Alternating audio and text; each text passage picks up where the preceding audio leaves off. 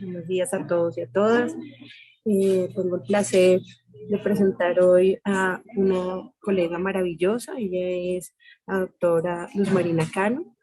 La doctora Luz Marina Cano es médico, magíster en cuidados paliativos, magíster en educación médica y PhD en educación, PhD en pensamiento completo, con una formación avanzada en conversaciones difíciles de fin de vida, líder de la Corpas, de la Universidad Juan N. Corpas, en un programa que se llama Líder de Corpas por el Respeto. Docente universitario, investigador junior. Bienvenida, doctora. Un orgullo contar con usted el día de hoy. Muchas gracias y bueno, yo siento absolutamente honrada de estar aquí entre ustedes. Más allá ahorita, habrá unos paréntesis donde yo les cuento de mi vida. Para poderlos contextualizar un poco en cuál es mi propósito de vida, que tiene que ver mucho, que tiene que ver definitivamente con el final de la vida. Entonces yo soy Luz Marina Cano, pero pues para todo el mundo, incluidos los pacientes, yo soy Luchita Cano, o para los pacientes la doctora del pelo de colores y la doctora de los tatuajes.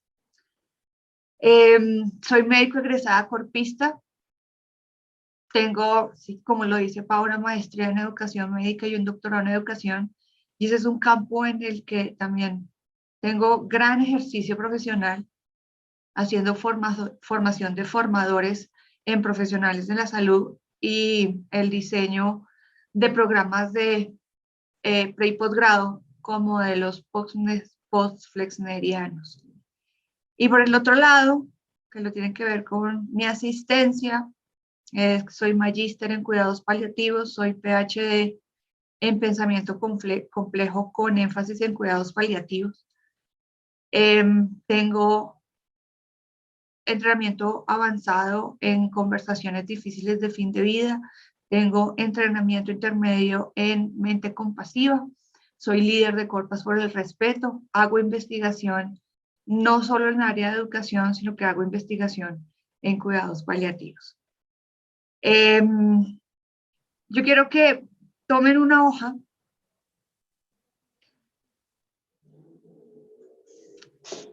para escribir las respuestas a las siguientes preguntas. Resulta que al terminar esta sesión, cada uno de ustedes va a fallecer. Es decir,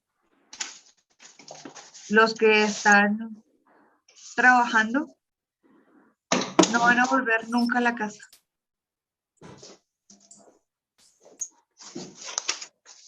Los que están en sus casas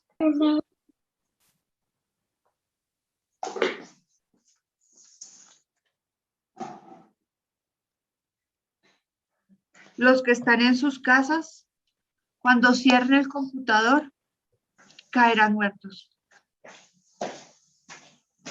Y lo único que quedará es esa hoja que van a escribir hoy. Entonces yo quiero que ahí escriban, teniendo en cuenta que más o menos les quedan unas 2 horas de vida, que escriban ahí a quién, a quiénes o a qué les dolería dejar.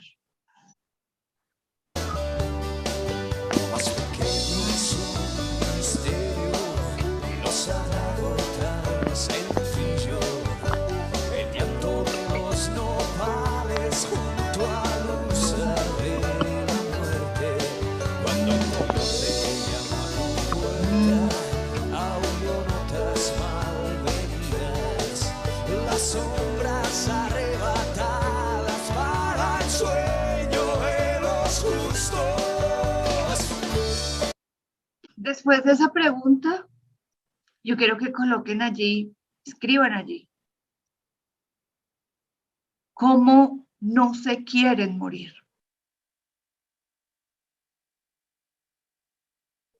¿Cómo no se quieren morir?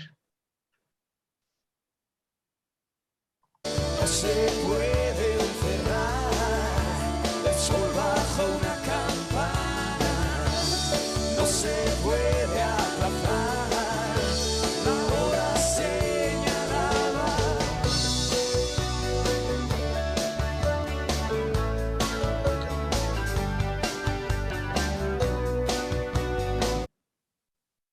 Y quiero que escriban cómo sí se quieren morir. Y ahora quiero que me coloquen en el chat si ustedes consideran si hoy es un buen día para morir.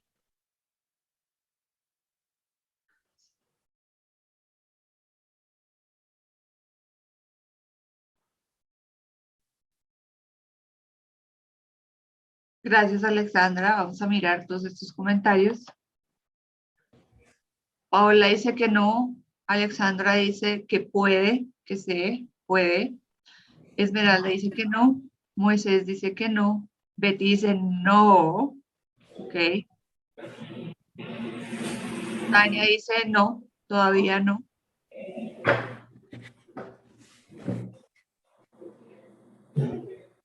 Eliana Zambrana dice que no. Maritza dice que no.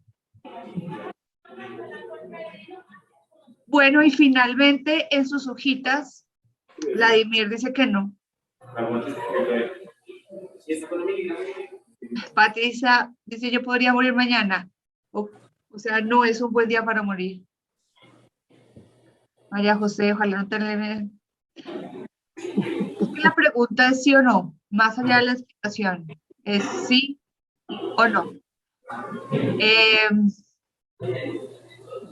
Si hoy es un buen día para morir, teniendo en cuenta que les quedan como hora y media de vida. Y quiero que hagan un dibujo muy rápido del mono en México. de lo que es para ustedes la muerte. La viruela del mono. Pinten lo que ustedes tienen en la cabeza, lo que es la muerte. No, no que me lo escriban. Quiero que pinten lo que tienen en su cabeza de lo que es la muerte. No, yo no quiero que me lo pongan en el chat. Yo quiero que lo pinten. Y pintado esto, quiero 5 manos levantadas en el 5 manos levantadas. Si bien la muerte nos llegará, y como dice Heidegger, nadie puede experimentar la muerte del otro. Uno es en la muerte. Y al morir se pierde la propia individualidad. Yo no puedo experimentar la pérdida de mi individualidad en el otro. Pero la muerte nos cae muy gorda, porque nos hace llorar, porque nos duele, porque no sabemos cómo seguir. Pero tenemos pensamientos disyuntivos o un poquito más diversos, inclusive mórbidos y sensuales, alrededor de la muerte. Es decir, cuando entramos a la facultad de medicina, odontología, tenemos morbo por ver el cadáver. Cuando hay un accidente de tránsito, disminuimos la velocidad para ver si hay muerto.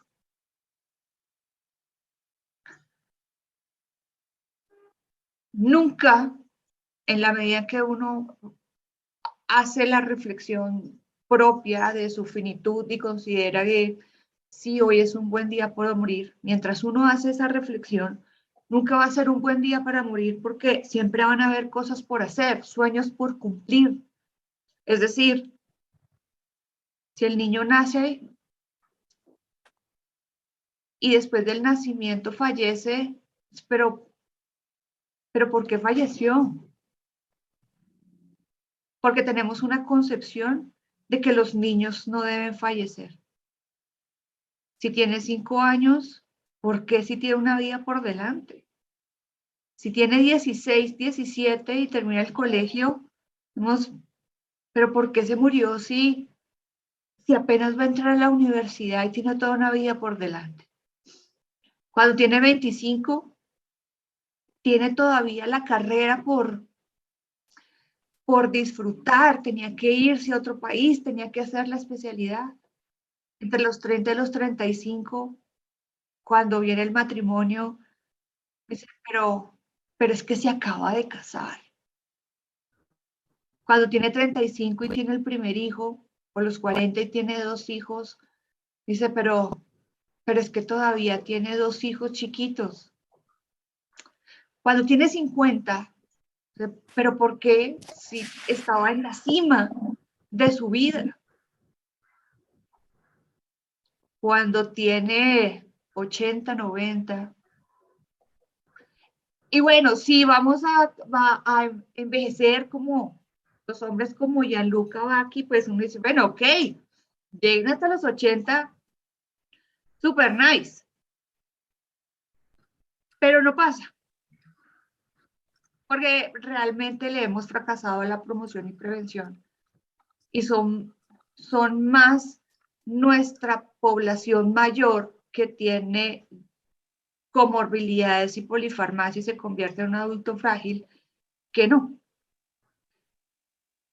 Pero cuando tiene 90, el mismo individuo a los 90 dice, pero ¿qué tengo que hacer? Yo ya lo viví todo y estoy cansado.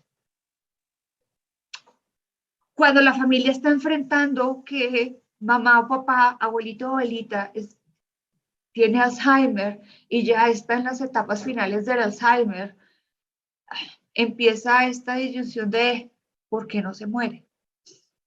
Y la culpabilidad de si yo me conflictúo en yo quiero que se muera, pero no quiero que se muera. O sea, está muy mal que yo esté pensando que se muera, pero yo creo que lo mejor es que se muera. Entonces tenemos pensamientos muy diversos alrededor de la muerte. Si ustedes escucharon las 5 personas, perciben la muerte de una forma diferente. ¿Quieren morir de formas similares? ¿Quieren fallecer sin dolor, acompañados? Yo le agregaría sin sufrimiento. Y eso tiene que ver con algo que Alejandra dijo y es poder tener tiempo de arreglar todos mis asuntos. Cuando yo me muero súbitamente, yo no dejo arreglado nada. Porque yo les pregunto a los que quieren morirse bajo muerte súbita si ya tienen suscrita su voluntad anticipada.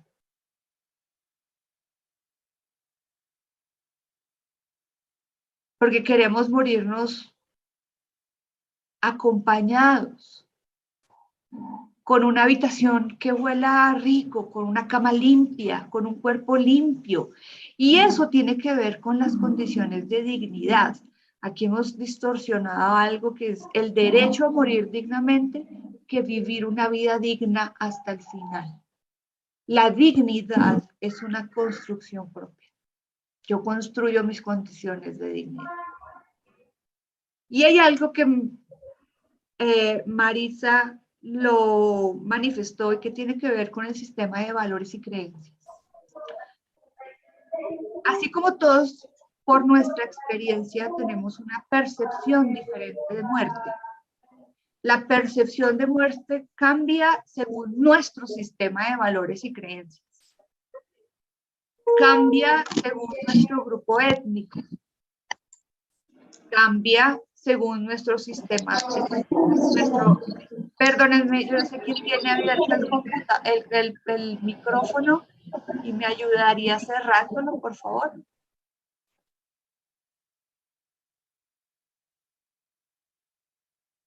Es diferente cuando hay estrato socioeconómico diferente. Una cosa es percibir la muerte en el estrato 1 o en el estrato que no tiene nada o en la línea de la pobreza el que lo tiene todo. Y definitivamente la percepción cambia según nuestra disciplina y nivel de escolaridad. Para la mayoría, siendo esa la realidad, que no hemos, de algún modo consideramos que es natural, pero no está en nuestra cotidianidad. Así convivamos con ella, así veamos que nuestros pacientes se mueren. No es un buen día para morir, porque tenemos cosas por hacer, sueños por cumplir. Es lo general. La mayoría piensa eso. Ahora, miren, se preguntarán, ¿yo por qué me metí en esto? Y yo me metí en esto desde los 17 años. Porque a los 17 yo perdí a mi papá. Yo lo perdí por una mala decisión médica. Mi papá fue médico. Mi papá un día enfermó creyendo que era una gastroenteritis. Recibió unos pacientes y empezó con dolor abdominal y deshidratación. Cuando llegó a la clínica, por la premura del diagnóstico, el médico que lo recibió a urgencias no lo hidrató de forma adecuada, no le pidió pruebas de función renal y lo mandó a TAC con medio de contraste. Y ustedes saben más que yo qué pasa en esa situación. Él hizo falla renal postrenal en un riñón único, por lo tanto no era candidato a trasplante renal. Y él sabía que iba a fallecer.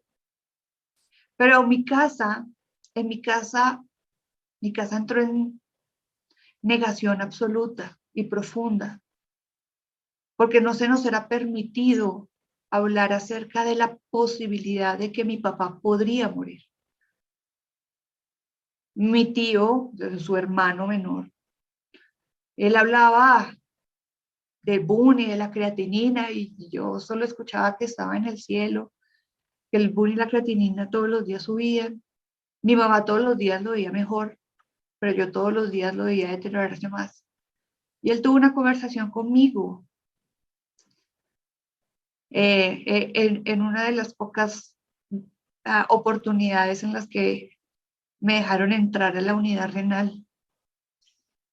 Y él sabía que iba a fallecer.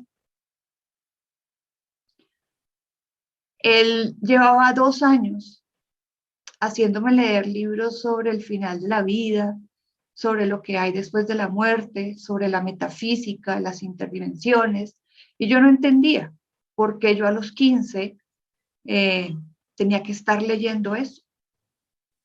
Yo a los 15 no podía ir al centro comercial con mis amiguitos porque no, yo tenía que estar, si no tenía una actividad extracurricular como la equitación, como el ballet, como el voleibol, como XXX, tenía que estar estudiando esto. Y mi papá, después de haberse infartado en la primera diálisis, solicitó la salida voluntaria.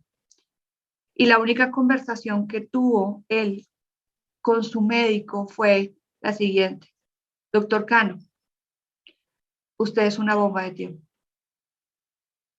No hay nada que hacer. Y mi papá le contesta: sí, doctor, yo tengo claro que me voy a morir. Entonces por eso me voy a morir a mi casa. Fírmeme la salida voluntaria. Él llega aquí a mi casa 31 de octubre. Y por, digamos que los efectos tardíos de la diálisis, él llega aquí un viernes y el lunes él se va a atender pacientes. Porque para él era muy importante, eran fundamentales sus pacientes. Entonces él dijo: yo no hago nada aquí acostado en esta cama, porque mis pacientes me necesitan. Y él atendió pacientes hasta que la uremia lo permitió y se quedó dormido viendo un paciente. Entonces lo traen aquí a la casa y a la semana siguiente él fallece. 2 o 3 días después, en el consultorio yo encuentro dos cosas. Encuentro su historia clínica. Él escribió día por día, pues hasta el día que tuvo racionalidad, escribió día por día lo que iba pasando. Y en su última entrada, él escribió que tenía hiperpotasemia y que en aproximadamente 4 o 5 días iba a tener un paro y iba a fallecer. Y así ocurrió. Pero me dejó una carta. Y me voy a tomar el atrevimiento de leer parte de esa carta que él me dejó, que es la puerta de entrada a por qué acompaño el final de la vida. Porque juré que nunca, si estaba en mis manos, iba a permitir que una familia sintiera el dolor que yo sentí cuando llegué a la casa y mi papá ya no existía. Y entonces él me escribió: mocosa, la muerte es un proceso natural. Moriré en pocos días. Te preguntarás por qué te traté diferente, por qué debías leer tantos libros sobre la muerte, la trascendencia y la metafísica. Y la razón es que te voy a dejar. Pero estoy seguro que comprenderás por qué moriré físicamente. Entenderás por qué mi último regalo es un libro de insuficiencia renal, que probablemente lo entenderás más adelante en tu carrera. Estoy seguro que cuando yo parta de este plano físico, no tendrás rabia, no llorarás mi ausencia. He hecho lo posible por mostrarte lo que hay después de la muerte. Sabes también que pedí mi salida voluntaria. Yo no quiero más diálisis, no me voy a recuperar. Sabes que firmé mi muerte digna. Ya cerré mi ciclo aquí contigo, con tu mamá, con tu hermano. Ayúdales a entender por qué me iré. En el repertorio de Kent encontrarás mi recorrido por esta enfermedad día a día. Desde el día que sentí el primer síntoma, supe que el final ya estaba cerca. No podré disfrutar contigo tu carrera, pero dejo a tu padrino, o sea, mi tío, que la disfrutará como si fuera yo. Pero no te preocupes, que estaré contigo en cada paciente, en cada decisión que tomes, en tus sueños, en tu corazón. Me voy porque ya te enseñé todo lo que te quería enseñar. Haz lo mismo con la patojita y con tu hermano. Siempre estaré contigo. Eres mi máximo orgullo. Serás inigualable como médico y como persona. Sigue siendo auténtica y diferente. Siempre serás mi diosa de la luz. Te amo, preciosa. Tu padre, el caballero de los ojos, de los cabellos dorados. Es por eso que es necesario que nosotros le demos una mirada a lo que consideramos hoy o a lo que se considera hoy la muerte salvaje. La definición de cuidados paliativos a las últimas 3 décadas se ha transformado unas 27 veces y se maneja la que desde el 2005 queda plasmada en la OMS como el enfoque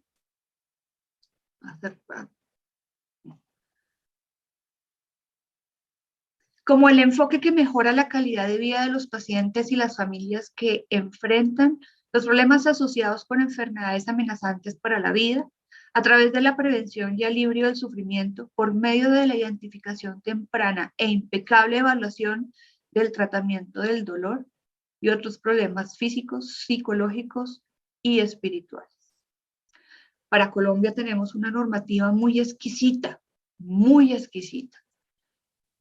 Nosotros estamos regulados por la 1733 Consuelo de Saavedra. Igual si ustedes miren, yo les haré llegar el atlas de los cuidados paliativos para cada país. Se están trabajando en proyectos de ley o ya hay leyes establecidas de cuidados paliativos. La 1733 obliga a todo prestador a conformar un equipo interdisciplinar que acompañe el binomio paciente-familia en situación paliativa, que le garantice el derecho al acceso y a todo lo que requiere en la paliación. La resolución 2665 es la resolución de la voluntad anticipada. Y yo les preguntaba, ¿quién de ustedes ya suscribió su voluntad? Todos los países sí tienen cómo suscribir la voluntad, porque es un documento que escribe el paciente o que para el caso de Colombia lo puede dejar por un video o por un audio. Y ya les doy las características, pero allí se expresan todas las decisiones de fin de vida, incluido el ritual de despedida. Pero allí se suscribe el paciente qué quiere y qué no quiere. Por lo tanto, para poder elaborar una buena voluntad anticipada, yo tengo que acompañar al paciente en el curso natural de la enfermedad. Y bueno, ustedes como médicos familiares acompañan a sus pacientes, sus familias, por mucho tiempo. Es decir, que quienes son las personas idóneas para explicarles a sus pacientes qué es la voluntad, cómo la pueden suscribir y qué hay que hacerla, son ustedes. Porque ustedes conocen la historia natural de la enfermedad y es decir, ustedes le van a explicar a su paciente, porque todos los individuos nos vamos a paliativizar, todos. Y si tenemos una enfermedad, pues nosotros le vamos a explicar que va a haber un momento en el que la enfermedad ya no responde a tratamiento curativo. Hay un momento en donde los medicamentos ya no hacen. Y entonces, ¿qué vamos a hacer cuando los medicamentos ya dejen de hacer?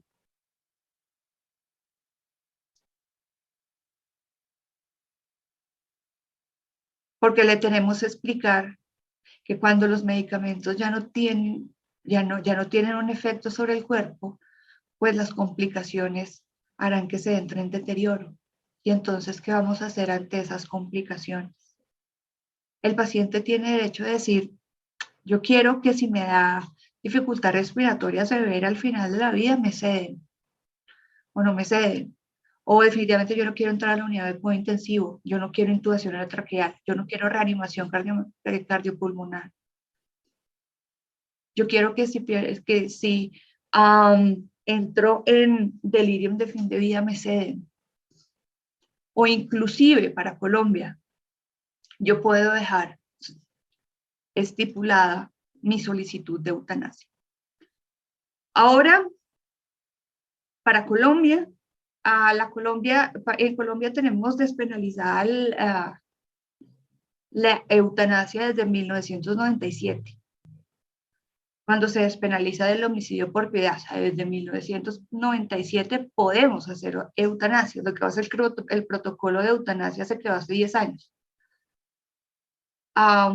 Pero resulta que el año pasado, por una sentencia de la Corte, que es la C-233, cambia quiénes pueden solicitar eutanasia. Es decir, hasta antes, en la 970, el individuo que podía solicitar la eutanasia era un individuo que padecía una enfermedad crónica, avanzada, irreversible e incurable, con un pronóstico vital limitado menor a 6 meses. Quien en sus 5 sentidos, a quien se le valoraba la concurrencia, podía acceder a la solicitud paliativa, a la solicitud de eutanasia.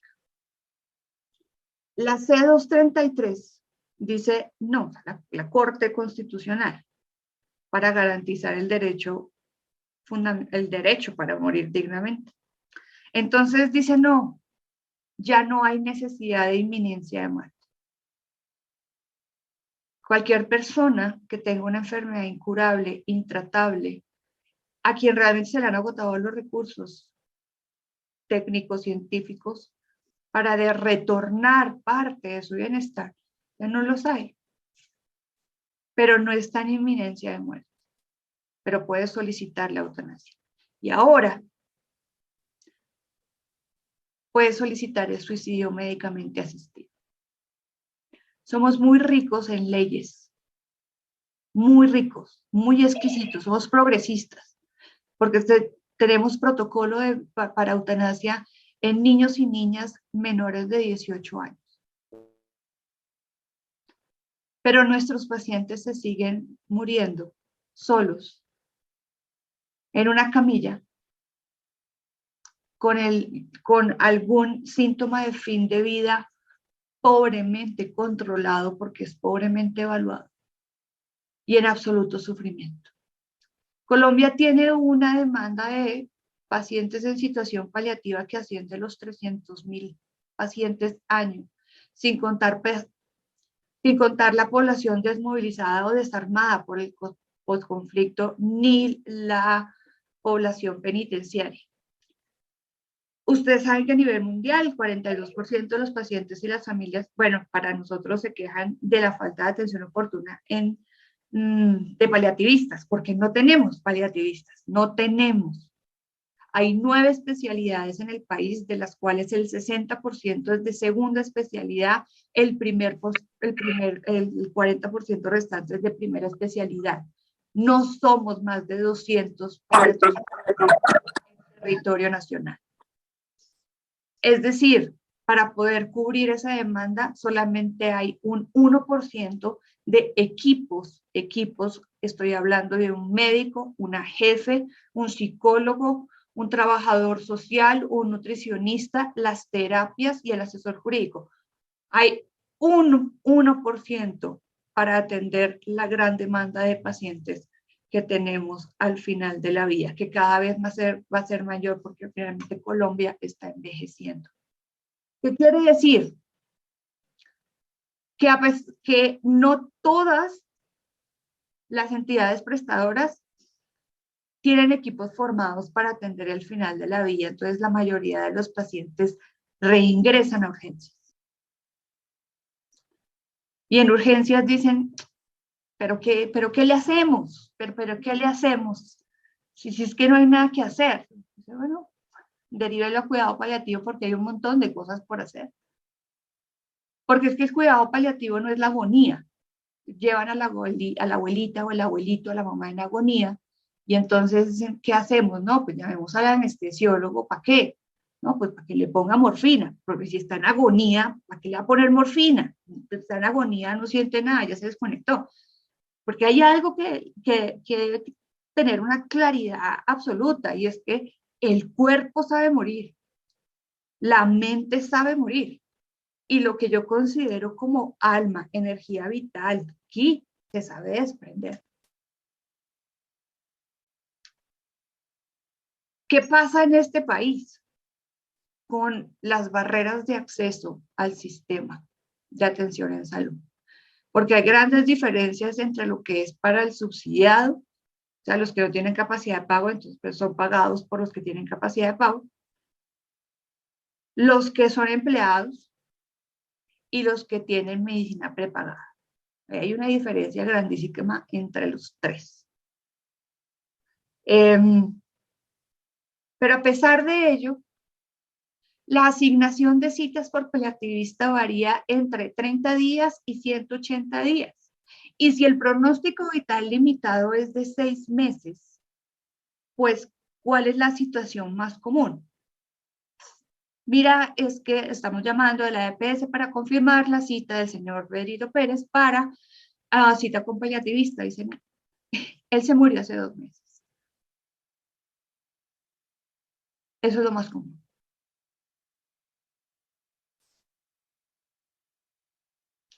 El paciente paliativo, y que el paciente y su familia, el binomio paciente paliativo, está envuelto en algo que se llama el fenómeno de morir, que es diferente a la muerte. La muerte es un instante, no es más.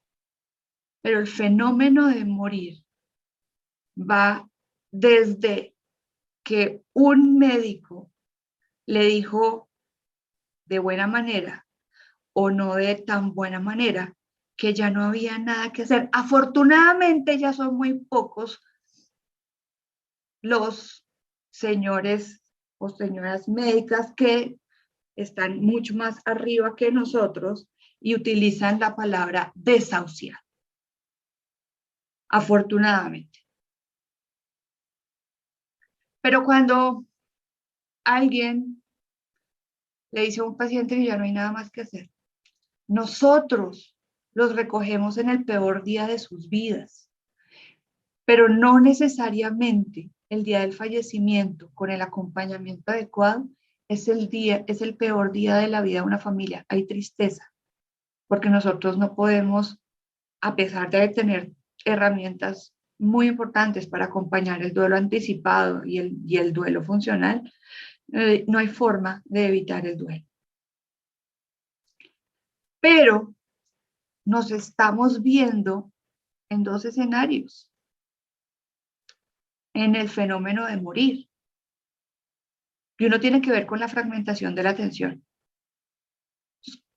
La fragmentación de la atención en un paciente paliativo lo lleva a dos escenarios muy complejos, que son la deshumanización de la muerte y la medicalización de la muerte. Los dos escenarios son absolutamente lejanos de la realidad humana. Los dos van en detrimento de la calidad de vida al final de vida de los pacientes. ¿Cuáles son las necesidades que tienen los pacientes paliativos? Como primera medida, la comprensión de su sistema de valores y creencias. Yo les pregunto a ustedes, bueno, probablemente medicina familiar es mucho más juiciosa. ¿A cuántos les preguntan en qué creen? No sé. Háganse la pregunta ustedes mismos, haciendo un check-in de todos los pacientes. ¿A cuántos les han preguntado en qué creen? Para Colombia, está en la Constitución que somos un Estado laico. Pero nosotros asumimos que el paciente que tenemos enfrente, como la mayoría de los colombianos, es católico y cree en la Virgen de Chiquinquirá. Ese paciente que tenemos enfrente cree lo mismo que yo. Y no necesariamente ese es el escenario. Porque ahí estoy colocando yo primero mi sistema de valores y creencias. Y ese es uno de los grandes problemas por los cuales muchos médicos no entran en el debate de la eutanasia y el suicidio médicamente asistido, porque son incapaces de dejar su sistema de valores y creencias a un lado. La otra necesidad es el control de síntomas físicos, claramente, y el principal es el dolor. En ese sentido, y lo que yo he visto en la asistencia de las especialidades, inclusive en la medicina familiar, es la opiofobia. Y es un imaginario de que al paciente paliativo no le podemos poner mucha morfina porque se vuelve adicto. A nosotros no nos importa que el paciente se vuelva adicto. Nos interesa quitarle el dolor. Los opioides no tienen techo. Utilizamos grandes cantidades de opioides. Eso implica que debemos tener claridad en cómo se rotan, de acuerdo a su presentación, de acuerdo a si el paciente tolera o no tolera la vía oral. ¿Cuáles son sus presentaciones? Entonces, para eso utilizamos la escala analgésica de la OMS. Esa se utiliza a nivel mundial. Y siempre la conversión es con morfina. No hay que tenerle miedo ni a los opioides, ni a las benzodiazepinas, ni a ningún neuromodulador. Y el paciente no se le va a quitar el dolor con 3 miligramos de morfina. Digamos que no hace parte de esta charla, pero el uso de la morfina en un paciente paliativo pues no empieza con 3 miligramos, sino empieza con un proceso de titulación, que si quieren en algún otro momento hablaremos de cómo se maneja el dolor en cuidado paliativo y otros síntomas. El control de los síntomas psicológicos y el control de los síntomas espirituales. El paciente tiene una necesidad biológica, familiar, psicológica, sexual, social, económica, religiosa y espiritual. Es decir, ¿Qué hacemos con una paciente que tiene cáncer de endometrio, pero con un dolor pobremente controlado, con un esposo machista, misógino, que la está obligando a tener relaciones sexuales? Y ella accede. ¿A quién le derivamos eso? ¿Quién aborda al esposo? ¿Cómo se aborda al esposo? ¿Cómo se aborda diciéndole que ya no puede tener relaciones con ella? Porque va a llegar el momento en donde tenemos que sedarla por el dolor que tiene. ¿Y cómo la abordamos a ella para que pueda empoderarse de su cuerpo y pueda decir no? Tenemos una realidad económica muy importante y es cuánto cuesta nuestra estadía, nuestra estancia, cuánto cuesta ser paliativo, cuánto cuestan las exequias. Por lo menos para Colombia es absolutamente caro morirse. Una realidad religiosa que es diferente a la espiritual. Hay algunos pacientes que son absolutamente dogmáticos, considerando la enfermedad un castigo, considerando la enfermedad y el dolor como este proceso por el cual Jesucristo habla a través de ellos. Entonces hay que aprender a través del dolor y el sufrimiento. Y la psicodinamia familiar.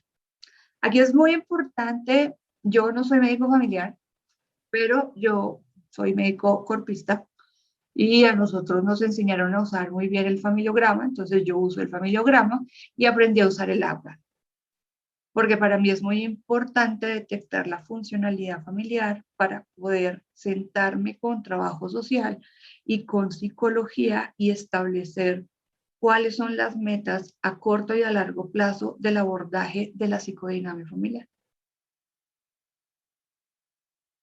Porque es un equipo interdisciplinario, porque esto va mucho más allá de, el control de los síntomas. Hay mucho por hacer, como lo decía Alejandro. Hay mucho por hacer, porque el ser humano pasa por 3 muertes grandes, realmente. La primera muerte, y eso lo describe muy bien Edgar Morin en el libro El hombre y la muerte, es la muerte social, que es cuando me diagnostican a mí con una enfermedad que no opta a tratamiento curativo. Una enfermedad que me va a incapacitar, que me va a dejar en mi cama, en mi casa. Yo tengo que afrontar la pérdida social. Y es que probablemente por las primeras semanas mis amigos me van a acompañar, pero ya después no. Ya los amigos se van, la familia se va porque ya no saben ni qué decir, ya no saben de qué hablarle. Después viene la muerte biológica, que es cuando ya nos estamos aproximando a la agonía, y la muerte fisiológica, que es el cese de todas las actividades.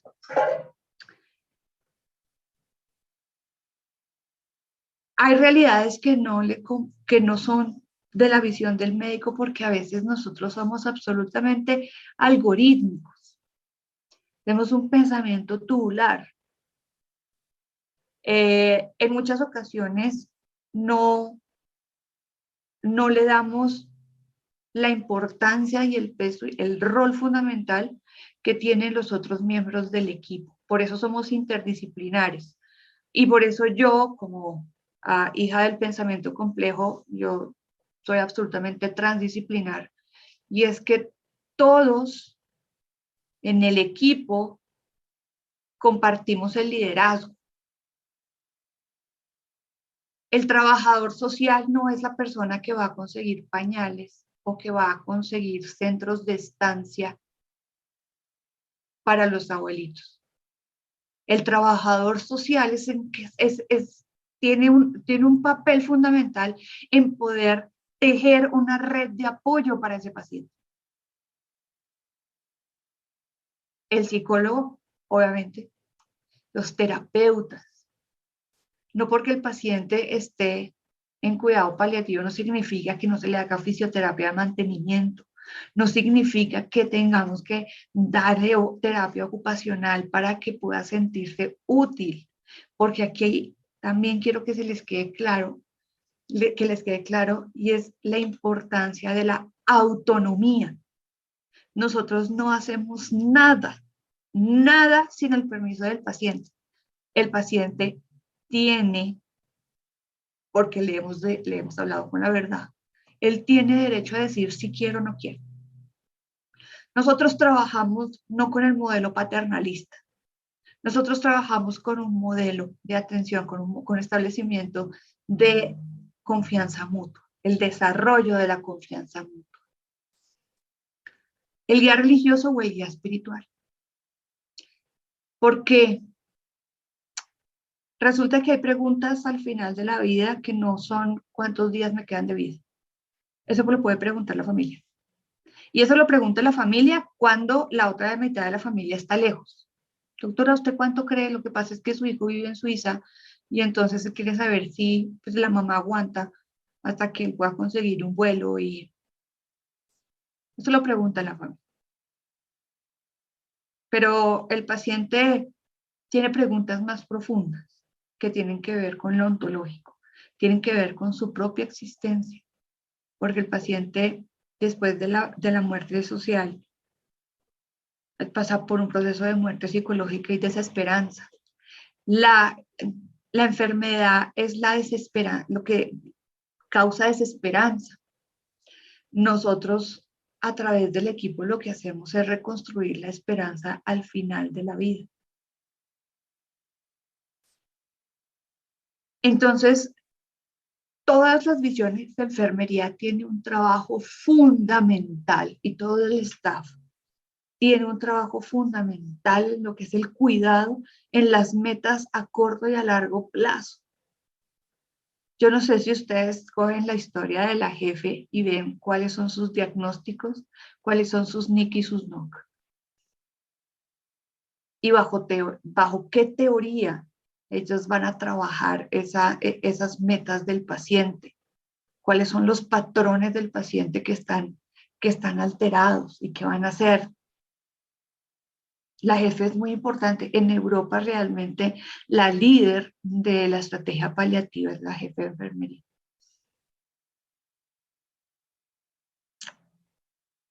Aquí hay unas premisas que tienen que ver con lo que pensamos acerca de la muerte. Entonces hay premisas que dicen que pues, vivir como morir son fenómenos complejos inmersos en un sistema que va desde lo molecular hasta ecoplanetario. Morir es biológico, psicosocial y espiritual. Pero hoy consideramos a la muerte como consideramos la vida, lineal. Pero consideramos que la muerte o la enfermedad no es con nosotros. A nosotros no se nos mueren los nuestros. A nosotros no se nos enferman. Claro, vienen 2 años importantes de coronavirus que nos dicen, no, maestra, así no. Cualquiera. A cualquiera. Cualquiera puede fallecer. La muerte sí le toca. Y entonces la muerte nos empezó a respirar en la nuca. Y a los que estaban en la primera línea lo sufrieron. La muerte nunca viene en un buen momento. La muerte no se va a poner a esperar a ver si ustedes ya están preparados. Es decir, bueno, que ya sí, la tienen súper clara, ya hablan, ya tienen la voluntad anticipada, ya tienen todo claro acerca del ritual de despedida. La muerte no espera. Por lo tanto, la muerte no le espera, a la muerte no le importa si tenemos o no tenemos. A la muerte no le importa qué color de piel tenemos. A la piel no le importa, a la muerte no le importa nuestra orientación, expresión o manifestación. A la muerte no le importa mi estrato socioeconómico. A la muerte no le importa mi posición social.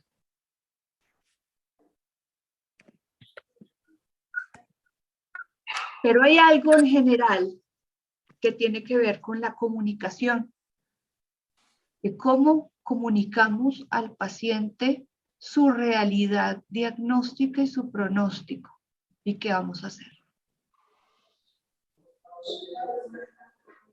La mayoría de las personas consideran que la muerte es esto, que la muerte es la parca.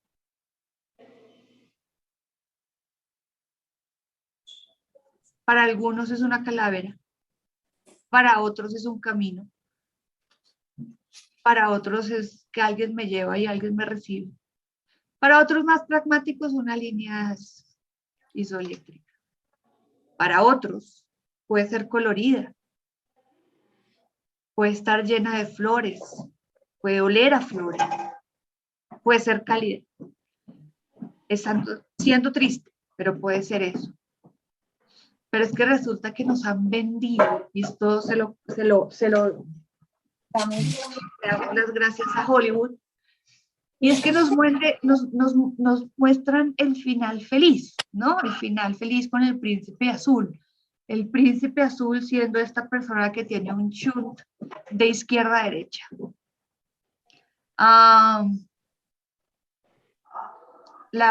El final feliz, o sea, todas las películas terminan así, en el amor eterno. Y el matrimonio es solo un proyecto más. Si es que el matrimonio es un proyecto dentro del proyecto personal. Pero realmente el final feliz es el de abajo. Es que yo esté en mi cama, limpio, cómodo, en una habitación que huele rico, que música de fondo tenga de pronto mi audiolibro favorito, de poemas, de novelas o de música, que yo esté acompañada de los que yo quiero, yo quienes quiero que esté en mi lecho de muerte, tranquila dentro de mi sistema de valores y creencias, es decir, en paz conmigo misma, para poder decir un día, hoy es un buen día para morir porque ya concreté mi proyecto de vida y me voy en mis términos. Obviamente el muerto no se va a dar cuenta del ritual de despedida, bueno, bajo algunas concepciones, pero hay que respetar el ritual de despedida. Ahora, la muerte nosotros no la tenemos presente, y no la tenemos presente. ¿Me ayudan con los micrófonos, por favor? Gracias. La muerte no la tenemos presente no porque nuestros padres no nos hayan hablado de la muerte, algunos. No porque nuestros abuelos no hayan hablado con nuestros padres acerca de la muerte. Nosotros no hablamos de la muerte más o menos hace unos 200, casi 300 años. Antes de 1800, y aquí es donde viene la muerte salvaje y la muerte domada. Si uno lee a Philippe Pariet en una de sus obras más importantes, que es La historia de muerte en Occidente, antes de 1800, la muerte era pública. La muerte era un evento social, pero un evento social en el cual el muriente tenía las riendas de su muerte. Es decir, yo me muero en mis términos. Yo comunico qué es lo que quiero que hagan en el momento de mi fallecimiento. Yo comunico quién va a estar a cargo de mis propiedades. Yo voy a escribir a la iglesia a dónde quiero que tengan mis restos y cuántas misas necesitan dar por el resto de la existencia para que yo me permanezca en el reino sagrado. La muerte era pública, entonces el muriente invitaba a toda la población. Ven a mi muerte, mira, la vas a pasar fantástico, fantástico. Mira, va a haber comida, va a haber baile, va a haber bebida, va a haber música y traigan a sus hijos, porque los niños eran expuestos a la muerte. Antes de 1800 nadie sabía que se iba a morir, obvio, si no, miren lo que pasó a Iván y Lynch. Pero si bien no sabían de que se iban a morir, sabían que se iban a morir. La expectativa de vida era 25. El que llegaba a los 35 era un sabio. El que llegaba a los 40 era más o menos el oráculo. Pero resulta que después de 1800, la carrera de medicina empieza a formalizarse. Se empiezan a descubrir nuevas formas de detección de enfermedades infecciosas que para ese momento eran fundamentales por lo que tenía que ver con los determinantes de la salud pública. Pero encontramos y medicamentos y encontramos formas de alargar la expectativa de vida. Entonces, cuando la muerte era pública y era en mi casa, se consideraba la muerte domesticada o la muerte domada. Cuando sale la muerte de la casa y yo instalo la muerte en el hospital, la muerte le corresponde al médico. Pero resulta que el médico está centrado en alargar la vida, no en la muerte. Y entonces se constituye la muerte salvaje. Y esa muerte salvaje es como la ven ahí. Tiene todo el personal alrededor, tiene médicos de todas las especialidades, tiene enfermería, psicología, trabajo social, terapias, todo el staff. Tiene todos los artefactos, pero está en absoluta soledad, con sus miedos y sus emociones, transitando la muerte solo. Y esa es la muerte salvaje. Y es así como se nos mueren los pacientes. Y si no están en una unidad, están en una camilla. En una camilla rodeada de médicos, estudiantes, residentes, enfermeras, pero solos. Solos. Si no, váyanse a cualquier hospital como observadores. Y pueden constatar que realmente nuestros pacientes se mueren solos en una camilla con síntomas no controlados y en sufrimiento, en abandono. A nadie le gusta la muerte. A nadie. Pero tampoco nadie sabe abordar el binomio paciente-familia en el fenómeno de morir. Ahora, como les decía, la mayoría de las personas tiene una representación semántica que es la parca. Esa representación semántica es la que ha pasado de cerebro en generación desde el siglo XV por las traducciones que se hacían de la Biblia. En la Biblia nunca se hace referencia al ángel de la muerte. Se hace referencia al Abadón. Y el Abadón es el ángel destructor, que no tiene nada que ver con la muerte. Tiene que ver con el Armagedón. Pero esa distorsión es la que hoy nos hace creer en muchas ocasiones o para muchos individuos que la muerte es la parca. Ahora, simbología de la muerte es lo que hay. Lo que pasa es que nosotros en nuestra cotidianidad, cuando somos citadinos y vivimos en el rush de la cotidianidad, se nos olvida que la muerte es el acto de amor más importante y el acto final de un individuo. Para nosotros, antes de seguir, ¿a ustedes qué les produce? Pongan en el chat qué les produce esa imagen.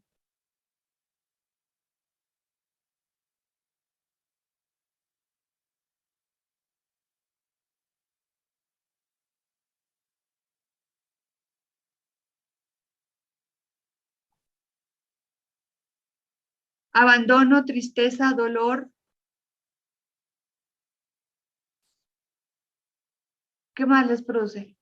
Desde lo humano, lo primero que ustedes sienten cuando ven esa imagen.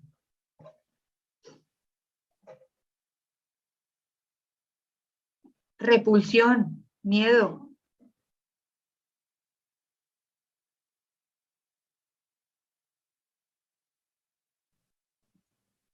¿Ok? Miedo, a la mayoría les produce repulsión y abandono. Resulta que este es uno de los entierros más lindos que hay. Se llama el entierro celestial del Tíbet y es el entierro budista. Para los que profesamos el budismo, el cuerpo es un vehículo y el cuerpo tiene que volver a la tierra porque somos una cadena alimenticia. El cuerpo nutre a otros animales y termina nutriendo la tierra. Entonces, alrededor de los monasterios de los monjes, la persona, el tibetano que va muriendo, se coloca en los alrededores para que los buitres y otros carroñeros puedan alimentarse y las osamentas finalmente puedan degradarse y poder cubrir y poder alimentar la tierra.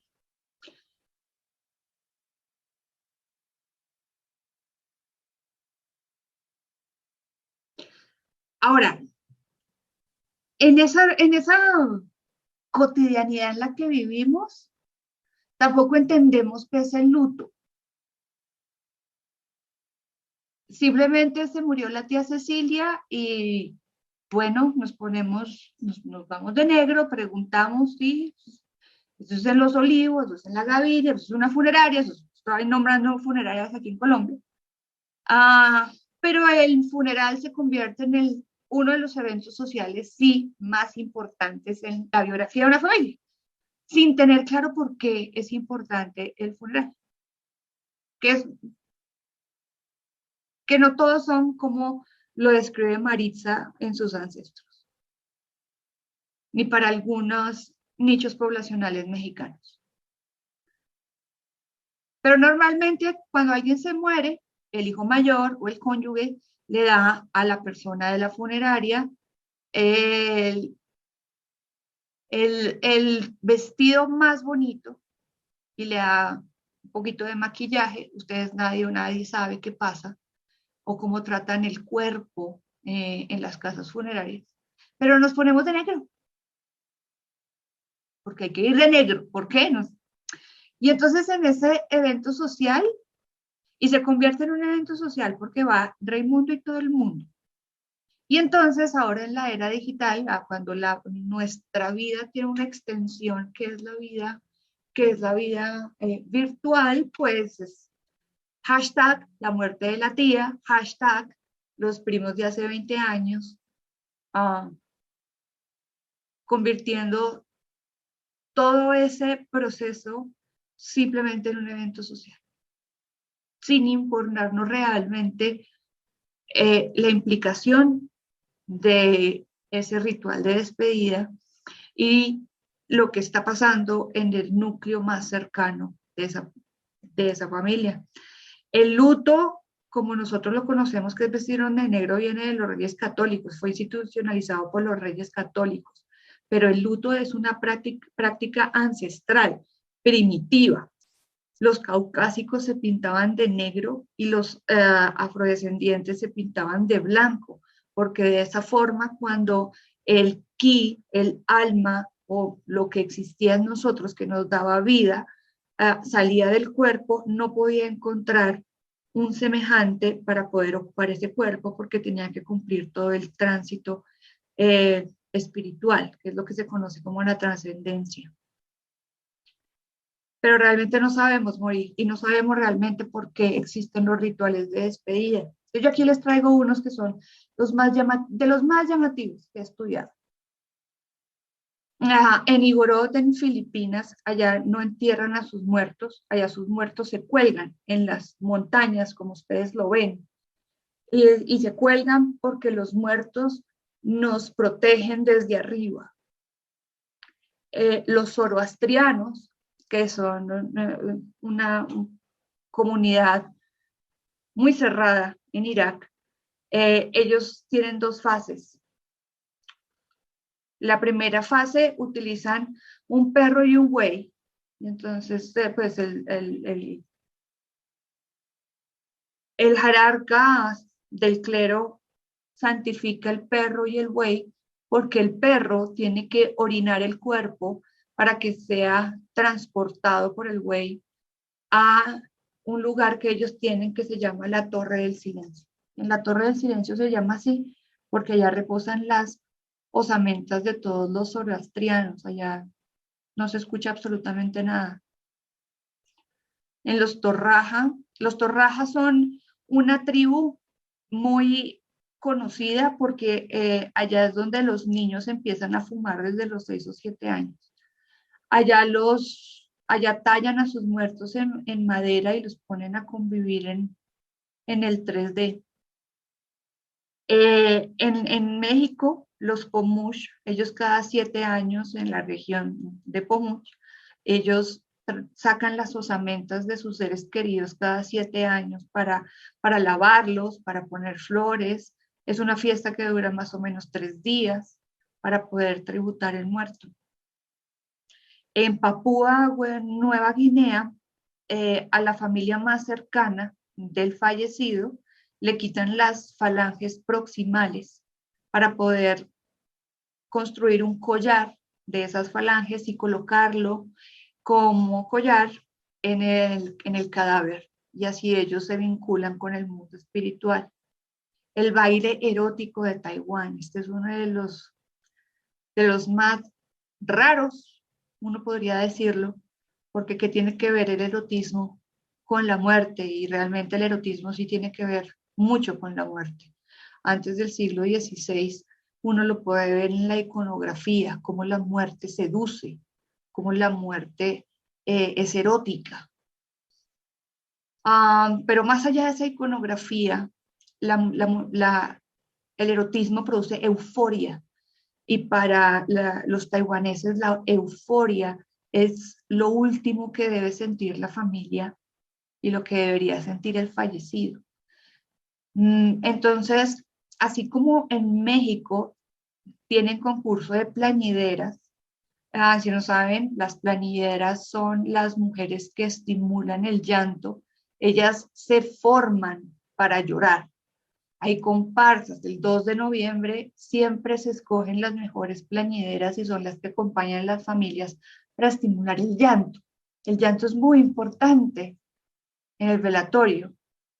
Entonces, teniendo esos elementos, contratan 4 bailarinas para que hagan el baile erótico de fin de vida. En la India, los agorí son conocidos porque ellos se comen a sus muertos. Ellos practican el canibalismo. Y en Colombia tenemos los alabados de la costa pacífica. Como cultura afrodescendiente, pues tienen elementos propios del África, así como los tienen los orishas y como los tienen algunos grupos, especialmente en Nueva Orleans.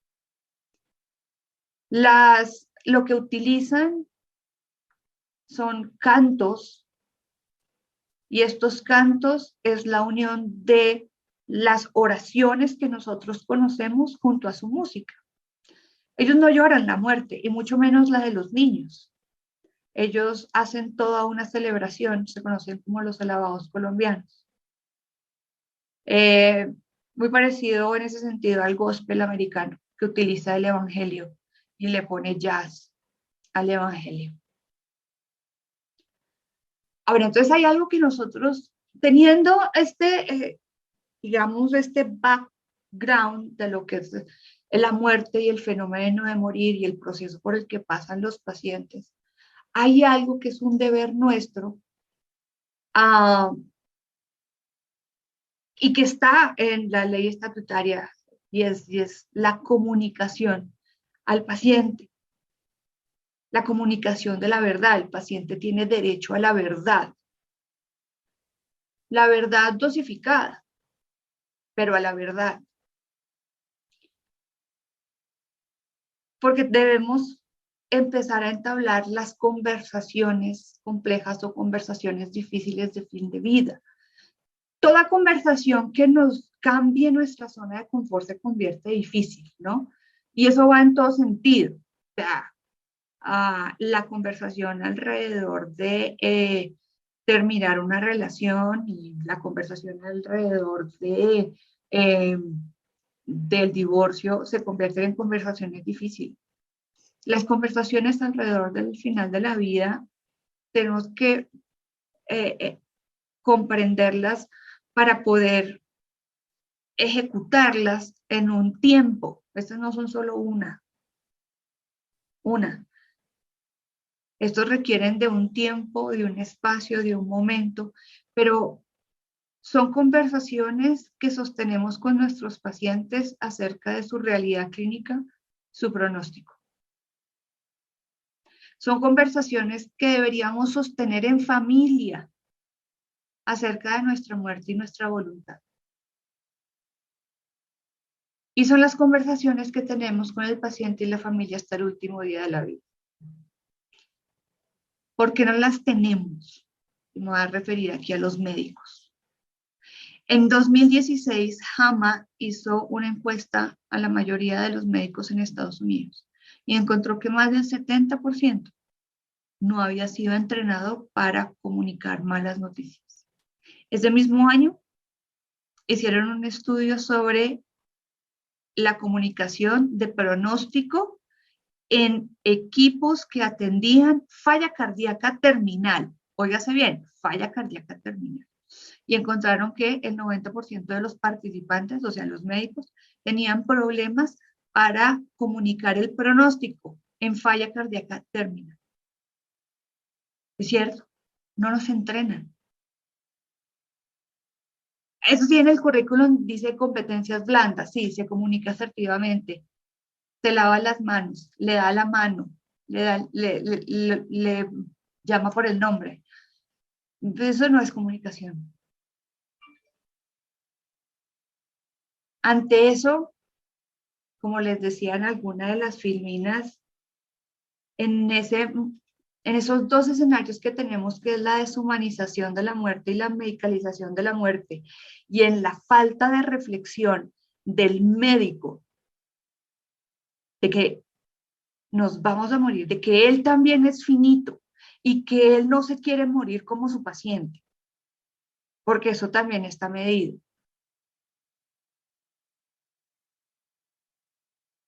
Pero aún siguen considerando la muerte como un fracaso terapéutico. Al considerarla como un fracaso terapéutico, y en una filmina adelante vamos a ver que una de las razones por las cuales no se sostienen esta muerte y no se quieren entrenar es por miedo propio, por miedo porque yo como médico le tengo miedo a la muerte, porque yo como médico no tengo solucionado ese aspecto, entonces lo proyecto en el paciente. Pero al muriente entonces se le ignora, se le desprecia y se le abandona, dejándolo con la autonomía absolutamente anulada. Derivado y termina en un paciente que deriva con emociones a sufrimiento realmente y miedo ante la muerte. Porque como les decía, la pregunta fundamental del paciente no es cuántos días me quedan. La pregunta es, ¿será que yo fui bueno en la vida? ¿Será que yo fui importante para alguien? ¿Será que me van a olvidar? ¿Será que yo fui una chanda? Pero mientras el paciente piensa todas esas cosas y nosotros seguimos considerando la muerte como un fracaso terapéutico, y al considerarla como un fracaso terapéutico tenemos mucho más riesgo de entrar en obstinación terapéutica. Privamos al paciente de la posibilidad de finalizar su proyecto de vida y trascender. Es decir, que el paciente se muera en sus términos, no en los míos, sino en los de él. Lo que les preguntaba, ¿tenemos esas conversaciones en familia? dependiendo de la región, dependiendo de la familia, hablar de la muerte se considera un mal presagio. Uno dice, bueno, ¿y qué? Nos vamos a morir, ¿no? Y entonces alguien le dice, mira, no hables sandeces, no hables pendejadas, no me llames la muerte, no me la invoques. Una tía le dice a uno, mijito, toque madera porque eso no nos va a pasar a nosotros. Entonces se convierte en una barrera para poder comunicar mi propia voluntad. En Colombia hay 3 formas de suscribir la voluntad anticipada bajo la resolución 2665.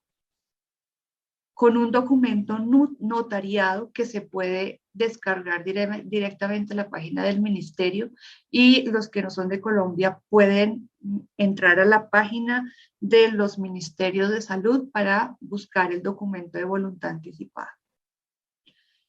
Entonces, para acá lo puedo hacer en un documento escrito notariado con 2 testigos que no guarden consanguinidad conmigo. Lo puedo dejar en un video con 2 testigos que no guarden consanguinidad conmigo, o lo puedo dejar en un audio con 2 testigos que no guarden consanguinidad conmigo. Ahora, estudiando todos estos elementos que constituyen el fenómeno de morir, y esto llevándolo a la educación, me genera a mí muchas preguntas. Una de las preguntas que siempre me hacen es, Lucha, ¿cuándo debemos empezar a hablar de la muerte con los pacientes? Dice, bueno, eso es un proceso. Cuando usted haga su propia reflexión sobre su finitud y suscriba su voluntad, en ese momento usted ya tendría elementos para empezar a abordar la muerte del estudiante.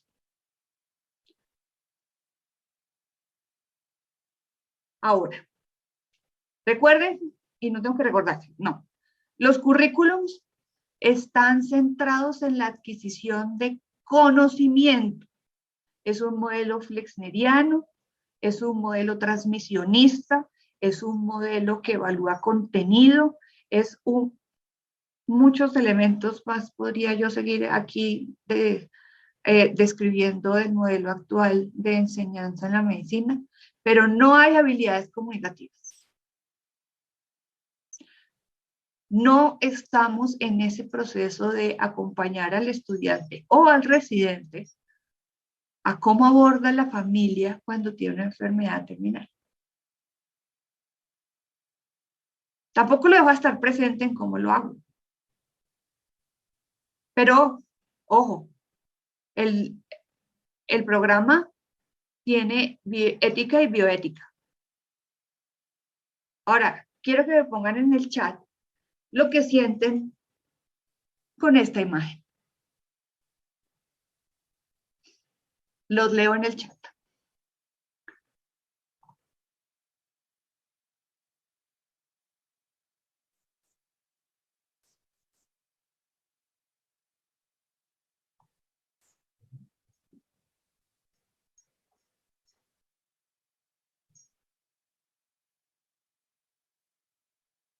Deshumanificar.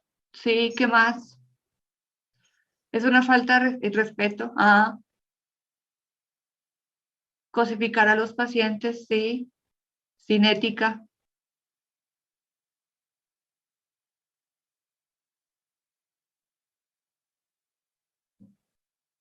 Uno puede criticar sin empatía. Bien, ajá. Yo no soy fan de la empatía, pero es válida.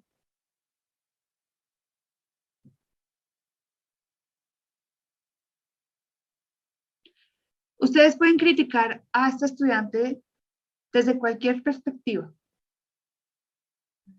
De la violación de los derechos de los pacientes a su propia privacidad.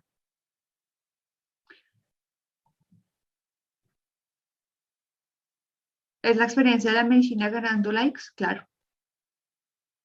Pero esta estudiante recibió clases de bioética. Sacó 5 en los parciales de bioética.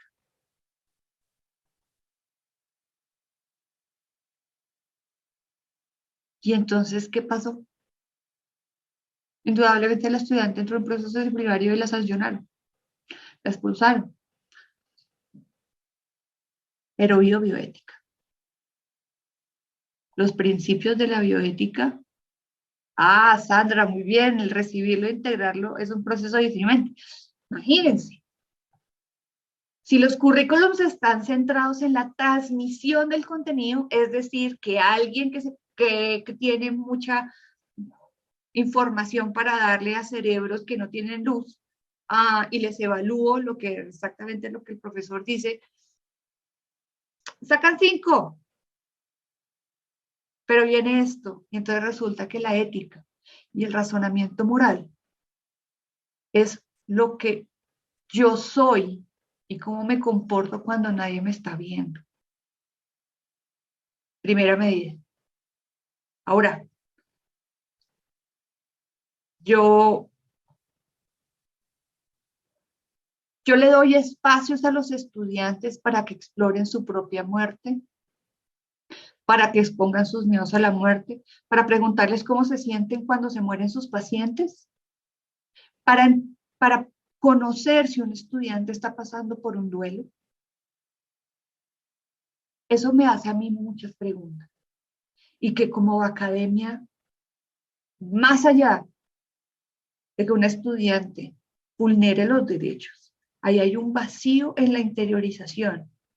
Sí, pero cuando les doy el espacio para interiorizarlo y que hagan esa verdadera reflexión que yo quiero que hagan ante los pacientes, que ya vamos a ver, hay una diferencia entre la ética y la compasión bien interesante. Pero si no es ética y no es compasión, por lo menos hay una vaina en la mitad que se llama amabilidad. En la amabilidad también hay un respeto.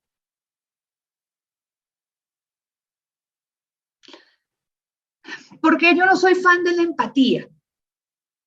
Esto,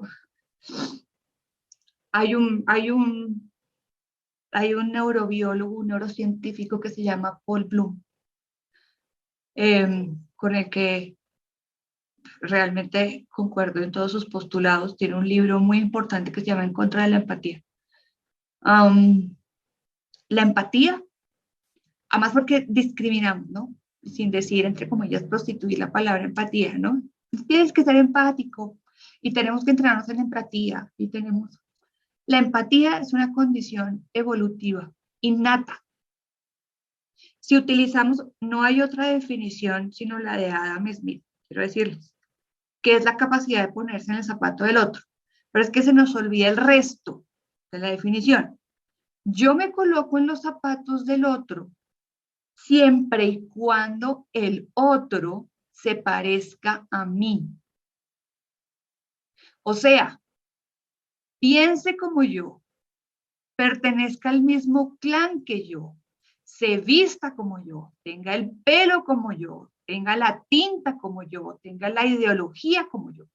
Si no existen esos elementos subjetivos, no hay empatía. Yo no soy ni siquiera solidario. Por eso yo no creo que uno se pueda entrar en empatía. Lo que pasa es que a nosotros nos queda muy difícil decir, no, qué pena, pero yo a esa población, yo no tengo empatía con esa población, no la atiendo. No, no podemos, pues claramente no podemos, eso va en contra del código deontológico.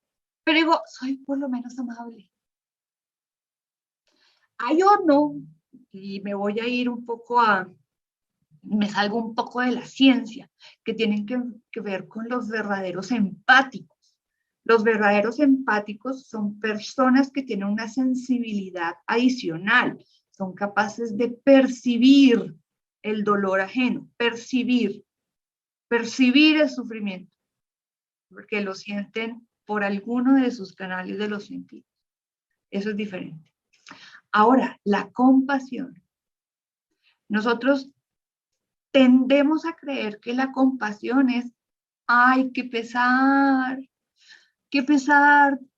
te clavaron el cuerno, qué pesar. Ay, perdiste el semestre, qué pesar. Ay, te divorciaste, qué pesar. ¿Tienes una enfermedad grave? Qué pesar. Utilizamos ese tono de voz y utilizamos esa gesticulación. Y eso no es la compasión. La compasión es una virtud que depende de la alteridad. Y la alteridad no es ponerme en los zapatos del otro. La alteridad es reconocerme en el otro como un yo. Reconocerme en ese otro, que puede ser diferente a mí en cómo se ve, en cómo se ha expresado, en su ideología, de dónde viene, cuál es su cultura ancestral. Ese otro es un humano como yo. Y ese otro que está falleciendo me está mostrando mi futuro. Eso lo decía Kierkegaard. Y aparte de eso, citando a Levinas, resulta que el otro no es radicalmente diferente a mí. Y esa es la compasión. Pero mientras yo defino si lo que yo tengo es miedo a ser culpado por la muerte de alguien, lo que tengo es falta de empatía o falta de compasión, pues nos distanciamos emocionalmente de los pacientes y la familia, y cuando nos distanciamos de ese binomio, tenemos menos capacidad para detectar de forma temprana el sufrimiento del paciente y menos chance de hacer control de síntomas refractarios. Ahora, ¿qué les debe quedar a ustedes en esto? Y es, ¿qué elementos necesitarían ustedes? O sea, ya saben lo importante que es abordar el sistema de valores y creencias, la importancia de hablar con los pacientes, pero uno hace, como dice, pero ¿cómo hace? ¿Cómo hace el paliativista para entrar, mirarlo y decir, no, son 4 días, hablen con la familia y hagamos adecuación del esfuerzo terapéutico? Pues resulta que tenemos escalas. La primera escala que nosotros usamos y la usamos en equipo es la escala de ESAS. Mide el dolor, el cansancio, la náusea, la depresión, la ansiedad, la somnolencia, el apetito, el máximo bienestar, la falta de aire o la dificultad para dormir. Se hace día a día, porque los pacientes cambian día a día. Esta es la más de las más importantes, Palliative Prognostic Score. Esto me da probabilidad de muerte de menos de 30 días.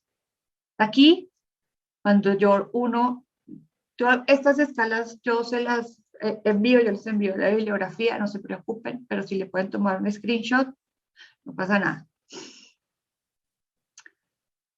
Pero miren que dentro del PAP score está un índice fundamental que es el índice de Karnofsky.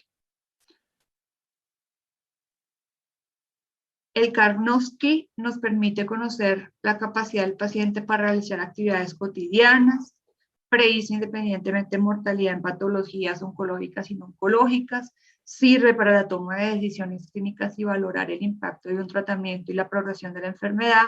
Única de menos de 50 o menos indica un elevado riesgo de muerte durante los siguientes 6 meses, o sea, es un indicador muy importante en pronóstico vital limitado. Se valora de 0 a 100. Entonces, cuando uno hace el análisis del paciente, siempre debe colocar un ESAS de cuánto, un Karnofsky de cuánto, un PAP de cuánto y un ECOG de cuánto.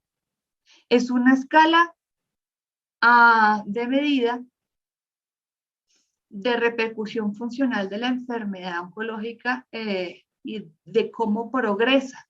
Requiere menos preguntas. Normalmente se utiliza en paciente oncológico, pero tal vez se puede usar en paciente no oncológico. Actividad normal o sin ayuda, actividad restringida, se deambula, incapacidad para cualquier actividad laboral, menos del 50% de tiempo en cama. Después la capacidad es restringida para los cuidados y aseo personal, tiene un encamamiento por más del 50%, el 4 es incapacidad total, no puede cuidar de sí mismo, el 100% está encamado y el 5 es difunto. Obviamente cuando yo tengo un ICA menos de 50, yo tengo un PAP de 30, tengo un ECOG de 4, es un paciente que tiene alto riesgo de fallecer en las primeras 4, en las 4 semanas siguientes a las cuales yo hago el diagnóstico. Entonces es tiempo de, si no lo han hecho, de hablar con la familia, hablar con el paciente, de suscribir la voluntad y de hablar de situaciones como la sedación paliativa y la adecuación del esfuerzo terapéutico. La escala de Bartel la utilizamos, pero normalmente la escala de Bartel la utilizamos más que todo en las neurodegenerativas. ¿Por qué son necesarias? No solamente en las conversaciones de fin de vida, sino tener en cuenta cuáles son las escalas que me permiten a mí establecer realidad pronóstica, porque es que aquí son importantes unos elementos muy sutiles de la estrategia paliativa. Primero, cambiar la trayectoria a partir de lo que el paciente me da permiso de hacer. Aquí es muy importante el consentimiento, porque el paciente tiene derecho a disentir. Tengo más chance de romper el círculo del silencio, y esto es algo en lo que los médicos menos entrenados caen. Es un error gravísimo que se llama el círculo o el pacto del silencio, que es ese pacto implícito normalmente entre la familia y el médico, para no comunicar o para ocultar la verdad del paciente. Es decir, son estos escenarios en los cuales sacamos al paciente del consultorio, cerramos la puerta, nos sentamos y le decimos al doctor, bueno, doctor o doctora, díganos qué es lo que tiene. ¿Es grave? ¿Es cáncer? ¿Se va a morir? Porque si es eso, no le diga. Y uno accede. Y entonces eso tiene unas implicaciones muy graves en el desarrollo del duelo anticipado por la familia, porque va a entrar en negación. Y segundo, no le vamos a permitir ejercer su autonomía y su voluntad al paciente. Una cosa es que el paciente haga ese acuerdo conmigo, de que me dosifique qué es lo que yo voy teniendo. Ahora, la forma es que yo no le voy a decir al paciente qué es lo que tiene en lenguaje técnico, científico, qué es lo que acostumbramos a hacer para sacarnos del paso rápidamente al paciente. El pacto del silencio es una práctica que va en detrimento de la calidad de vida. Se pueden establecer metas a largo y a corto plazo, porque es que yo le explico al paciente que tiene, primero preguntándole su sistema de valores y creencias, entendiendo la realidad socioeconómica, su realidad de escolaridad, qué capacidad va a tener para entender lo que yo le voy a explicar. Por eso les digo que esto no es una sola conversación, y no es una conversación de WhatsApp, y no es una conversación de corredor. Porque yo creo que a ninguno de ustedes quisieran que les hubieran propuesto matrimonio en el corredor del hospital. Y los que no están casados, a ustedes no les gustaría que les echaran los perros por WhatsApp. Pasa lo mismo al final de la vida. Las metas son concordantes con el sistema de valores y creencias y en concordancia a la vida del paciente. Se disminuye la distorsión de las expectativas. A veces los pacientes creen que el cuidado paliativo es el cuidado que los va a retornar a su punto donde estaban en completo bienestar. El paciente es el centro de las opciones terapéuticas. Ahora existen instrumentos para entrenarse, porque en teoría estas conversaciones deberían ser muy fluidas, deberían ser de pregunta abierta, uno debería estar preparado para el silencio. Hay preguntas que probablemente nosotros los médicos no podemos contestar porque no estamos entrenados para ello. Hay otros aspectos como que el paciente no hace feeling con nosotros, sino hace feeling con la gente, con la jefe o con el psicólogo. Indudablemente debe tener alguien del clero según su sistema de valores y creencias. Hay estrategias que nos permiten empezar. Está el protocolo Spike, el plan ABC, la conversación vital, la guía de conversaciones serias y amenazantes, la estrategia Comfort o Goals of Care, que es la que utiliza primordialmente enfermería, el cuestionario Ariadne, pero el Communication Kit es una plataforma que le va diciendo a uno el paso a paso de cómo aborda situación tras situación, y si bien estas no son preguntas premeditadas, sí hay que tener en la mente un prediseño, porque probablemente el día que yo voy el paciente no quiere hablar, y si no quiere hablar no pasa nada. Entonces, hay algo que hemos denominado el clima comunicacional, y es cómo vamos a empezar a hablar con el paciente y con la familia acerca de esta realidad clínica y pronóstica. Y entonces, obvio, está dentro de un marco de confidencialidad. Yo debo brindarle tiempo, sacar tiempo de mi agenda y citarlo y explicarle hasta con gráficos qué es lo que tiene. Me debe quedar a mí súper claro que él entiende qué es por lo que está pasando, cuál es su historia natural de la enfermedad, o sea, qué puede pasar y qué decisiones puede tomar. Para eso necesito un espacio adecuado, necesito modular mi tono de voz, necesito tener unas palabras pausadas, utilizar las palabras del paciente, porque recuerden que estamos en un proceso de confianza mutua. Aquí hay otra cosa fundamental. El paciente nunca me tiene que mirar hacia arriba. Nosotros no estamos arriba. Al contrario, nosotros nos bajamos. Y nos bajamos a la cabecera o a la piecera o a la escalera por donde sube el paciente.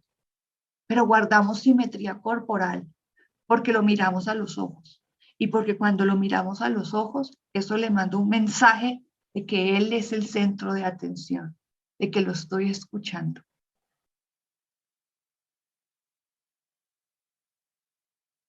Hay momentos en donde hay que hacer un contacto mínimo, porque eso produce contención emocional. No hay que interrumpir los momentos emocionales. Hay que dejar. Primero, yo siempre digo, no, nosotros los médicos estamos acostumbrados a hablar de primeras, ¿no? Y tú tienes y bla, bla, bla, bla, bla, bla. ¿Entendió? Sí, ¿no? Eso es como cuando en la universidad donde yo estudié, en cuarto semestre ven inmunología. Y entonces en inmunología uno apenas está entendiendo que es un linfocito y que esos linfocitos son linfocitos T, linfocitos B, pero es que los B pueden ser de 8, 9, 10, 12, 14, los T pueden ser NK, entonces uno tiene un revuelto de cosas de cómo funciona ese gran ejército, pero le llevan a uno un experto. Entonces le ponen clase con el experto reumatólogo, y ese experto reumatólogo les va a hablar de lupus. Y entonces los tiene 2 horas y media, así como cuando en la India las flautas ponen a las serpientes así, ¿no? 2 horas y media. Y entonces, y lo digo porque yo hice ese experimento. Y salen los estudiantes y uno les pregunta, ¿y cómo le fue? ¿Qué tal? No, buenísimo. Él habla fantástico. Habla, no, pero, o sea, sabe. Ustedes no se imaginan lo que sabe. Eso nos habló de unas cosas. Sí, ¿y qué entendió? No, realmente no entendí mucho. No, o sea, como difícil a veces unas cosas acerca de eso. Muy avanzado para nosotros. Hacen lo mismo acá. Entonces, como nos gusta hablar de primeras y nos gusta utilizar ese lenguaje, lo primero que hay que aprender es no. no hable de primeras. Deje que el paciente se sienta en confianza. No hable por los primeros 3 minutos. Mire otras cosas que nos enseña la semiología.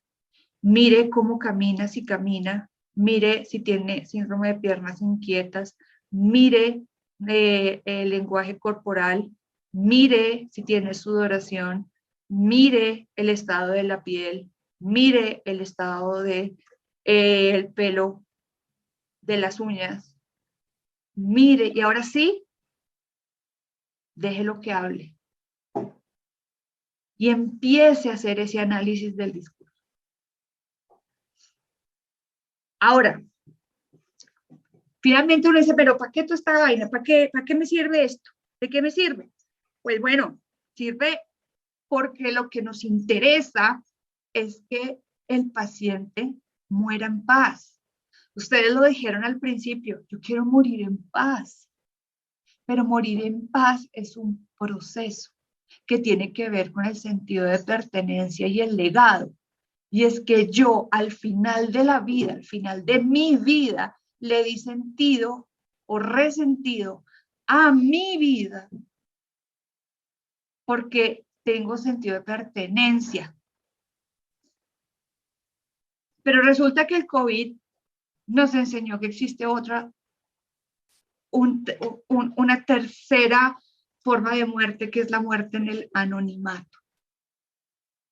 Los pacientes se murieron solos, en ausencia de dignificación del cuerpo, y no había quien compartir el sentimiento de pérdida, porque no había ritual de despedida. No entendíamos, hasta ese momento, no entendíamos cuán importante era el ritual de despedida, pero nos lo quitaron. Y entonces cuando nos lo quitaron, la gente empezó a tener problemas de salud mental. Y entonces vamos a ver qué significa eso. Cuando yo acompaño a desarrollar el duelo anticipado del paciente o de la familia, yo tengo que llegar a un proceso, o sea, desde la muerte psicológica, desde la muerte social, psicológica, y cuando yo llego a la muerte biológica, yo debo tenerle al paciente 3 canasticas. La canastica del perdón, la canastica de la gratitud y la canastica de la trascendencia. Cuando el paciente puede llenar esas 3 canasticas, puede decir, hoy es un buen día para morir. Hoy estoy tranquilo porque concreté mi proyecto de vida. Entonces resulta que el ritual de despedida teológicamente tiene 3 funciones. Lo físico, lo ontológico y lo estético. Es que quiero que hagan con mi cuerpo y cómo es la logística. Mi voluntad. Pero el poder diseñar eso, poder comunicar eso, me permite entrar en la primera canastica y es pedir y otorgar perdón. Muy importante. Segundo, el proceso de gratitud, agradecer, porque ahí sí me doy cuenta que ya no soy tan malo. Y el significado de la vida. Y allí entro en trascendencia. Ahí me muero. En paz, bajo mis términos. Porque creo que ninguno de ustedes se quiere morir así. No le quieren dejar eso a su familia. Les dejo unas premisas finales para acabar. Profundice en el sistema de valores y creencias del paciente. No le tema a los opioides. No le tema a las benzodiazepinas y neuromoduladores. Evite las medidas desproporcionadas, pues conducen a la obstinación terapéutica. Evite el abandono terapéutico. Evite las prácticas que promueven el pacto del silencio y siempre, siempre trabaje en equipo. Y creo que ya les tomé mucho tiempo. Ahora espero tiempo para que sigamos hablando de cuidados paliativos, pero todos tienen cosas por hacer. Les agradezco que me hayan escuchado, espero no haberlos aburrido. No sé si tienen comentarios, cosas por decir o decirme. Para finalizar, voy a Que si nos escuchar un regalan, par de porfa, cosas. la cámara para tomarnos una foto contigo, por favor. Yo tengo mi cámara prendida. Sí, los que puedan para tomarnos una foto. Por fin. Muchas gracias, Luchita. Realmente queda uno sensibilizado, pensativo, y bueno, mucho por trabajar. Yo que trabajo en urgencias permanentemente, estoy enfrentada a ese tipo de pacientes porque los familiares pues en momentos que se agravan y como no han hablado en casa, los médicos no hemos sido capaces de hablar con la familia para ver qué quiere el paciente, terminan ellos falleciendo aquí con nosotros. Entonces, muy sensible, pues, esto que tú nos enseñas hoy, esto que nos estás mostrando, porque pues, definitivamente estamos reforzando como médicos familiares, cuando lo hacemos desde la consulta y sabemos que el destino final y la historia natural de su enfermedad, pues, se va aproximando ese día, y poder darle esa paz al paciente es importante, porque entender es sanar, y yo pienso que hoy es entender es morir con tranquilidad, con paz. Pues no, muy feliz, no sé si mis compañeras tengan algo más, por aquí en el chat pues hay algunas cosas, entonces pues nos dicen que muy bello lo que mencionas en todo lo que habías mencionado hace unos minutos, que muchas gracias, muy bonita la charla, muchas gracias Luz por tan valiosa charla. Miriam Navarro López te manda saludos desde México. Bueno, pues muchas gracias. Me pueden encontrar en mis redes sociales como Luchita Cano para lo que necesiten. Espero verlos en una próxima oportunidad.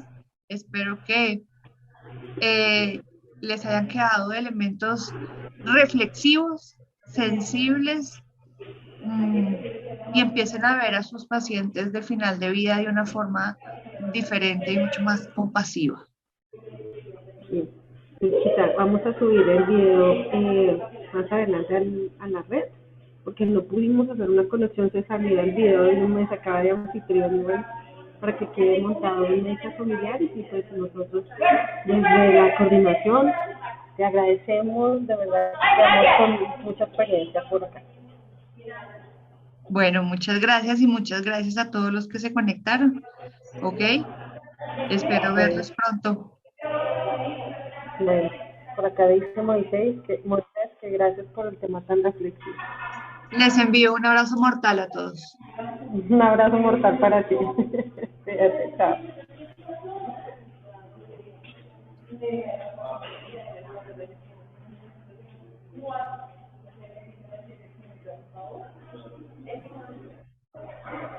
Por aquí pidieron tus diapositivas. Yo les comparto la bibliografía, pero no la presentación. Ok, yo te hago llegar la bibliografía. Bueno, gracias, yo las comparto, gracias. Dios te bendiga, estamos en Chao. contacto. Chao. Abrazos a todos. Chao.